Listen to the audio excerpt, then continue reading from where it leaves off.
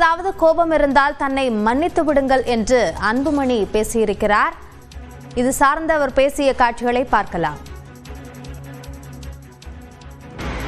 ஐயா அவர்கள் என் மீது ஏதாவது கோபம் இருந்தால் ஐயா அவர்களே தயவு செய்து என்னை மன்னித்துக் கொள்ளுங்கள்.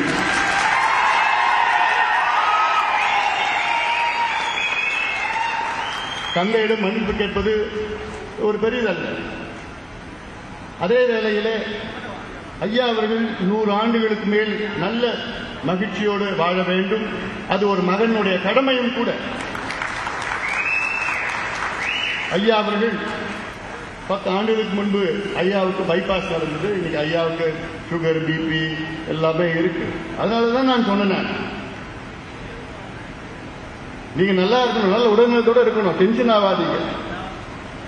நீங்க சொல்லுங்க, என்னென்ன செய்யணும் சொல்லுங்க. ஒரு மகனாக, கட்சியின் தலைவராக அப்படி டக்கு டக்கு சொல்லிட்டு செய்யலாம், சுலபமா செஞ்சுட்டு போகலாம்.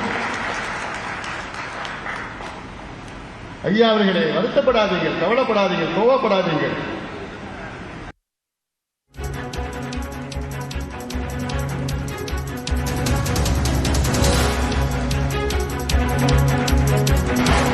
ஐயா அவர்கள் என் மீது ஏதாவது கோபம் இருந்தால் ஐயா அவர்களே தயவு செய்து என்னை மன்னித்துக் கொள்ளுங்கள்.